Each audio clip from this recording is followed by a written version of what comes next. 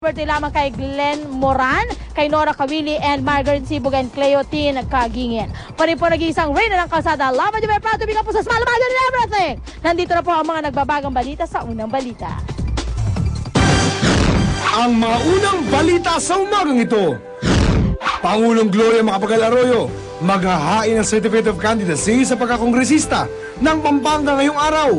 Kampo ng Pangulo, iginiit na hindi siya gagamit ng kaban ng bayan para sa kanyang kampanya.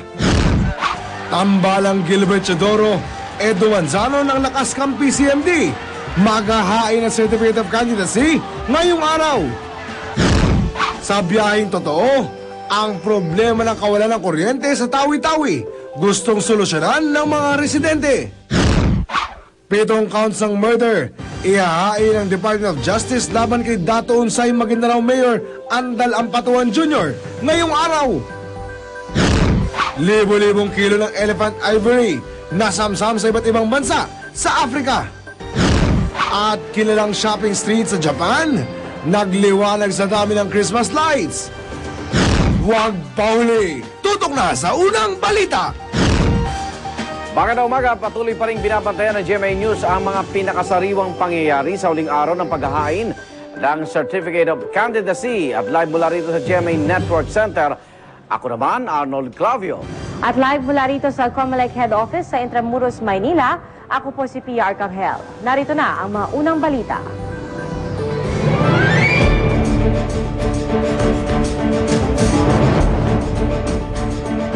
Pangulo Arroyo maghahain ng kanyang Certificate of Candidacy sa pagkakongresista ng ikalawang distrito ng Pampanga ngayong araw. Kahapon nagpaliwanag na ang Pangulo kung bakit siya tatakbo. At narito ang report ni Ivan Bayrina. Tatakbo rin pala. Matapos ng 50 beses sa pagbisita sa Pampanga at ng katakot-takot na paiwas at pasuspend sa sagot, dito rin pala mauuwi ang matagal ng pinaniniwalaan ng marami. After much contemplation, I realized I am not ready to step down completely from public service. Gaya ng alam ninyo, hiniling rin ako ng mga mamamayan ng aking tahanang distrito sa Pampanga na manatili sa buhay publiko. So after much soul searching, I have decided to respond affirmatively to their call.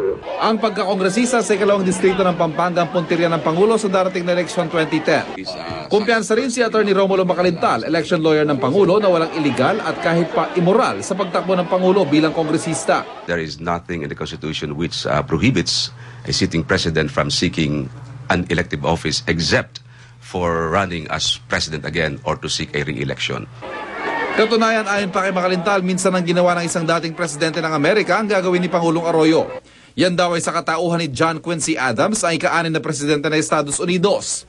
Bago kasi opisyal na magtapos ang kanyang termino bilang US President mula 1825 hanggang 1829, tumakbo si Adams sa pagka-congressman ng Massachusetts, nanalo at nagsilbi sa US Congress. Ang pagkakatulad pa ni Pangulong Arroyo kay US President turned Congressman John Quincy Adams, pareho silang bugbog sa mga paratang ng korupsyon at pandarambong si Adams. At kahit buwan naman ang pinupuno ngayon kung bakit sa estasyon ng gobyernong radyo ng bayan unang inanunsyo ng Pangulong kanyang pagtakbo, pangako ni Macalintal hindi raw gagamitin ni Pangulong Arroyo ang pera ng mga Pilipino sa pangangampanya nito. Para sa unang balita, Ivan Mayrina reporting. Mga eksperto sa batas nagbigay naman ng kanilang legal na opinyon sa pagtakbo ni Pangulo Arroyo at maging ni dating Pangulong Joseph Estrada. Ano nga ba ang mga balakid sa kandidatura ng dalawang Pangulo? Darito ang report ni Michael Fahatin. Ang mga pamihirang kaso ni dating Pangulong Joseph Estrada at Pangulong Gloria Arroyo ay ilan lang sa mga tiyak na magpapakulay sa eleksyon 2010.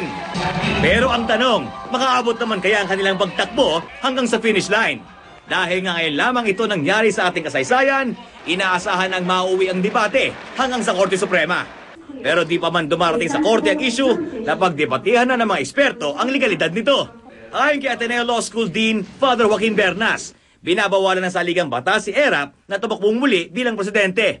Ngunit wala raw nakikitang balakid kay Pangulong Arroyo na tumakbo bilang kongresista.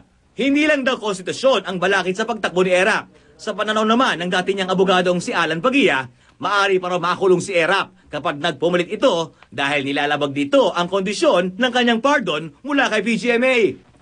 Pero kung si Attorney Harry Roque ang tatanungin, wala siya nakikitang balakid sa batas sa pagtakbo ni dating Pangulong Erap bilang presidente.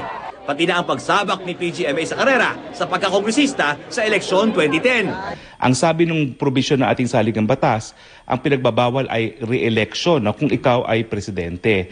Ang ordinary meaning niyan, re-election sa posisyong presidente muli kapag ikaw ay nakaupo. So sa tingin ko, gaya na walang pagbabawal kay Erap para tumakbo muli bilang isang presidente, wala ring pagbabawal para kay Mrs. Arroyo na tumakbo bilang kongresista ng Pampanga.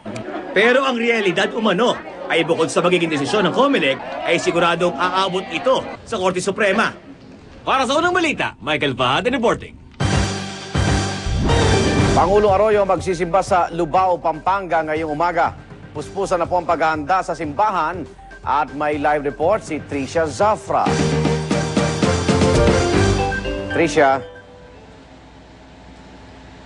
Arnold, hindi pa sumisikat ang araw, puspusan na ang paghahanda ng mga taga St. Augustine Parish Church para sa pagdalo ni Pangulong Gloria Arroyo sa misa rito mamayang alas 7:30 ng umaga.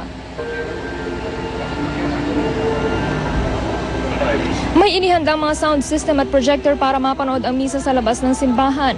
Nagkalat na ang maraming pulis at kabila na ang mga streamer na nagbibigay pugay sa Pangulo. Nakakdang pangunahan ni Parish Priest Reverend Father Noli Fernandez ang misa. May entablado rin na nakatayo sa labas ng simbahan, bagamat sa loob gaganapin ang misa. Samantala, Arnold, pasado alas 8 ngayong umaga may nakatakdang show of support rally na gawin ang mga taga-suporta ni Pangulong Arroyo. Samantala, mamayang pasado alas 10 naman ay inaasahang magfa-file ng kanyang Certificate of Candidacy si Pangulong Gloria Arroyo sa San Fernando, Pampanga sa COMELEC Provincial Office doon para sa pagtakbo niya bilang kongresista ng ikalawang distrito ng Lalawigan. Arnold? Maraming salamat, Tricia Zafra. Nagulat po live mula sa Lubao, Pampanga. At para sa pinahuling balita sa Commission on Election, naroon ating kasamang si Pia Arcangel. Pia. Salamat, Igan. At patuloy tayong nagbabantay dito sa tanggapan ng COMELEC sa Maynila. At mula pa kaninang madaling araw ay nakita natin na puspusan na ang paghahanda para sa inaasahan at takdang paghain ng kanyang Certificate of Candidacy ni Lakas Standard Bearer Gilbert Teodoro. At maaga pa nga lang ay nandito na ang kanyang mga taga-suporta at naghahanda ng kanilang mga streamer, tarpaulin at pati yung soundstage na gagamitin mamaya para sa kanyang paghain ng COC. At marami sa mga naririto ay mga kabataan, mga volunteer na nakakulay berde. At ito ang kulay ng lakas para kina dating Secretary Gilbert Teodoro at Edu Manzano. At sama-sama raw silang magtutungo sa Manila Cathedral para makiisa sa misa na dadaluhanin na dating Secretary Gilbert Teodoro at ng kanyang running mate na si Edu Manzano. At dito naman sa COMELEC Law Department ay ang nakikita natin ay ang live na kuha natin ngayon. Wala pa rin ang mga opisyal at mga tauhan ng COMELEC na tatanggap ng mga COC mamaya, pero kanina ay naghahanda na rin sila at nandito rin ang talaan nila sa kung ilan na ang nakapaghain ng COC para sa iba't ibang national positions hanggang sa mga sandaling ito.